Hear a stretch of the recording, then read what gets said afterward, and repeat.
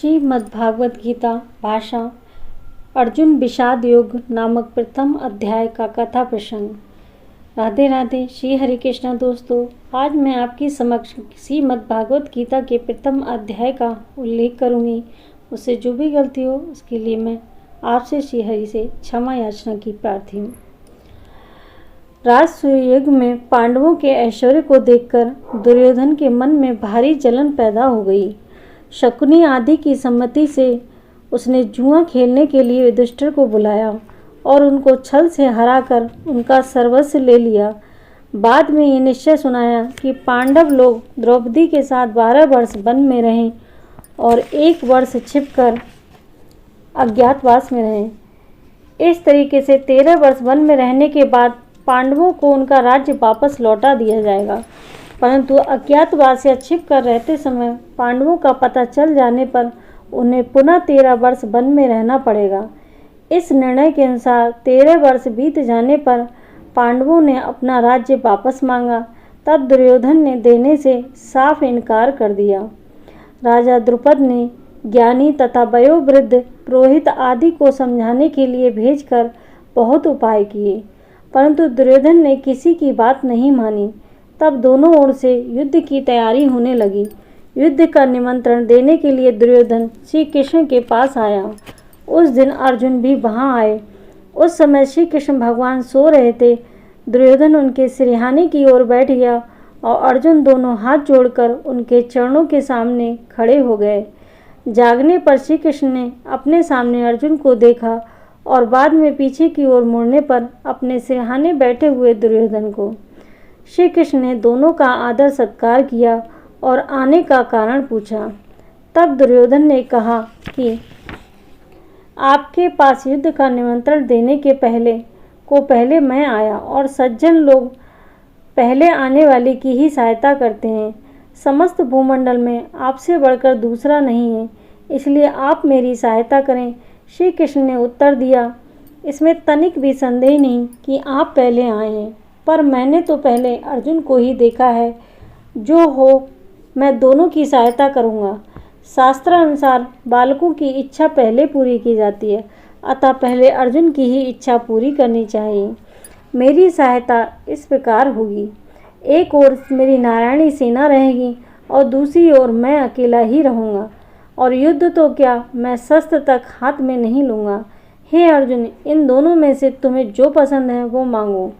इस पर अर्जुन ने श्री कृष्ण को मांग लिया और दुर्योधन ने इसकी नारायणी सेना मांग ली और बड़ी प्रसन्नता के साथ हस्तिनापुर लौट गया।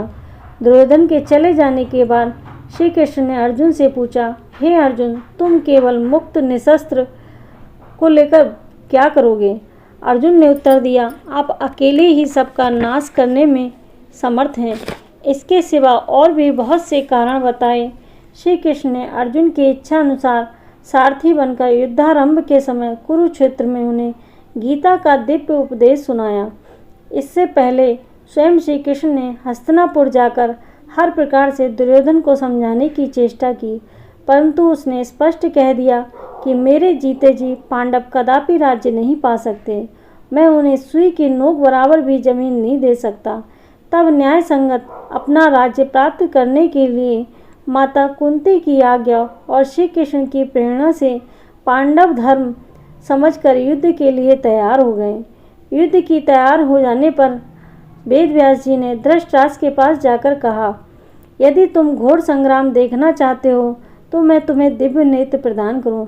इस पर धृतराष्ट्र ने कहा, हे ब्रह्म ऋषि श्रेष्ठ, मैं कुल के इस हत्याकांड को अपनी आंखों से देखना तो नहीं चाहता, परंतु युद्ध का समस्त समाचार अच्छी तरह सुनना चाहता हूँ। तब वेदव्यास जी ने संजय को दिव्य दृष्टि प्रदान करके धृतराष्ट्र से कहा कि हे संजय, तुम्हें युद्ध के सब वृत्तांत सुनाएंगे। इनसे प्रत्यक्ष या परोक्ष की कोई भी बात छिपी न रह सकेगी। ये सब बातों को ज्यों की त्यों ठीक जानकर आपसे कहेंगे और इनको शस्त्र आदि के द्वारा किसी तरह का कष्ट भी नहीं होगा। ये होनी है, अवश्य होगी। इस सर्वनाश को कोई भी रोक ना सकेगा। अंत में धर्म की जय होगी। जब कौरव पांडवों का युद्ध लगातार 10 दिन तक होता रहा और भीष्म पितामह रथ से गिरा दिए गए। तब संजय ने भीष्म पितामह के मारे जाने का समाचार धृतराज को सुनाया। उसके सुनकर धृतराज को बड़ा ही दुख हुआ और युद्ध की सभी बातें विस्तार पूर्वक सुनने के लिए उन्होंने संजय से कहा। तब संजय ने दोनों ओर की व्यूह रचना, सेना, सन्निवेश आदि का विस्तार से वर्णन आरंभ किया। इसके आरंभ में धृतराज ने संजय से पूछा, हे संजय, कुरुक्षेत्र में हमारे और पांडु के पुत्रों ने युद्ध की इच्छा से इकट्ठा होकर क्या किया? तब संजय बोले कि हे धृतराज, व्यूह रचना सहित खड़ी पांडवों की सेना को देखकर दुर्योधन द्रोणाचार्य के पास जाकर बोला कि हे गुरुजी, पांडवों की बड़ी सेना को तो देखिए, इसकी व्यवस्था राजा द्रुपद के पुत्र और आपके शिष्य ने की है। इस सेना में भीम और अर्जुन के समान वीर, सात्विक, विराट, द्रुपद, धृष्टकेतु, चेकितान, केसीराज, पुरुजित, कुंती भोज, शैब, विधामन्यु, उत्तमौजा, अभिमन्यु और द्रौपदी के 5 पुत्र हैं। ये सब महारथी हैं। आपकी सेना में आप भीष्म पितामह, कर्ण, कृपाचार्य, अश्वत्थामा, विकर्ण, मूरिश्रवा और भी बहुत से युद्ध विद्या में चतुर, हमारे लिए प्राण तक त्यागने वाले सूरवीर हैं। परंतु भीमसेन से रक्षित पांडवों की सेना के सामने हमारी सेना कमजोर मालूम पड़ती है। इसलिए आप सब लोग सेना के नायक भीष्म पितामह की ही रक्षा करें। राजा दुर्योधन की बात सुनकर भीष्म पितामह ने सिंह के समान गर्जना करके बड़े जोर से अपना शंख बजाया। इसके बाद चारों तरफ से एक साथ शंख, नगाड़े, ढोल, मृदंग, शहनाई, गोमुख आदि युद्ध के बाजे बजने लगे। तब पांडवों की सेना में सफ़ेद घोड़ों वाले बहुत बड़े रथ में बैठकर श्री कृष्ण भगवान ने पंचजन्य और अर्जुन ने देवदत्त नामक शंख बजाया और भीमसेन ने, पांडु, युधिष्ठिर ने अनंत विजय, नकुल ने सुघोष तथा सहदेव ने मणि पुष्पक शंख बजाया। फिर कशिराज, शिखंडी, धृष्टयुम्न, विराट, सात्विक, द्रुपद, द्रौपदी के पुत्र और अभिमन्यु ने अपने अपने शंख बजाए।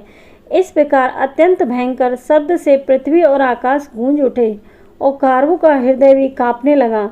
ऐसे युद्ध के आरंभ में गांडीव धनुष को हाथ में लेकर अर्जुन ने श्री कृष्ण भगवान से कहा, हे अच्युत, आप मेरा रथ इन दोनों सेनाओं के बीच में खड़ा करें। मुझे जिन लोगों के साथ युद्ध करना होगा उन्हें मैं देखना चाहता हूँ। संजय ने धृतराज से कहा हे भारत, अर्जुन के कहने पर श्री कृष्ण भगवान ने दोनों सेनाओं के बीच में रथ को ले जाकर खड़ा कर दिया। तब अर्जुन ने वहाँ दोनों सेनाओं में अपने ही चाचा, दादा, गुरु, मामा, भाई, पुत्र, पौत्र, सखा, ससुर और मित्र आदि बंधु बांधवों को देखकर श्री कृष्ण से कहा कि हे श्री कृष्ण जी, इन दोनों सेनाओं में अपने ही लोगों को युद्ध के लिए एकत्र देखकर मेरे हाथ पैर शिथिल हो रहे हैं।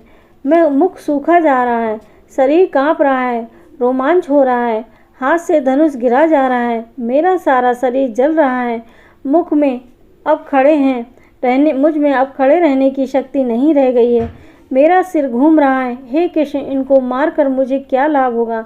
मैं विजय नहीं चाहता। राज्य लेकर हम क्या करेंगे? जिनके लिए राज्य और सुख भोग चाहिए वे ही लोग प्राण और धन की आशा को त्याग कर मरने को खड़े हों।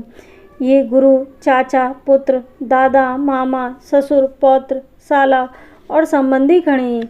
ये लोग मुझे भले ही मार डालें, परंतु मैं इनको मारना नहीं चाहता। हे श्री कृष्ण, मैं इनको तीनों लोकों स्वर्ग, मर्त्य और पाताल के लिए भी मार नहीं सकता। इन धृतराज के पुत्र दुर्योधन आदि को मारने से मुझे क्या प्रसन्नता होगी? ये तो अत्राताई हैं, क्योंकि अग्निदो, गर्दश्चैव, शस्त्र पाणी, धन नापहा, क्षेत्रा, दारा पहरता, च सड़ेते, हेताताइना अर्थात आग लगने वाला विष और विष देने वाला, शस्त्र प्रहार करने वाला, धन हरण करने वाला, जमीन हड़पने वाला और स्त्री का अपहरण करने वाला, ये 6 अत्राताई कहे गए हैं। नीति शास्त्र के अनुसार इनको मारने में दोष नहीं है, फिर भी नीति शास्त्र से धर्मशास्त्र प्रबल होता है, इसलिए धर्मशास्त्र के अनुसार इनको मारने में मुझको पाप ही मिलेगा, अर्थात इनका वध करना पाप ही है। हे माधव, भला अपने ही संबंधियों को मारने से सुख कैसे मिलेगा? यद्यपि लोभ के कारण इनकी बुद्धि नष्ट हो गई है और कुल के नाश से होने वाले बड़े बड़े अनर्थों को जानकर भी ये लोग नहीं देख रहे हैं। परंतु क्या मुझे भी इस पाप से बचना न चाहिए? कुल के नाश से सनातन कुल धर्म का नाश होता है।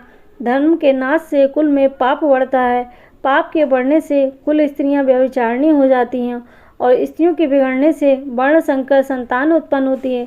जिस कुल में वर्ण संकर संतान उत्पन्न होती है वह कुल और उस कुल का नाश करने वाला दोनों ही नरक में जाते हैं और सनातन जाति धर्म व कुल धर्मों का नाश भी हो जाता है।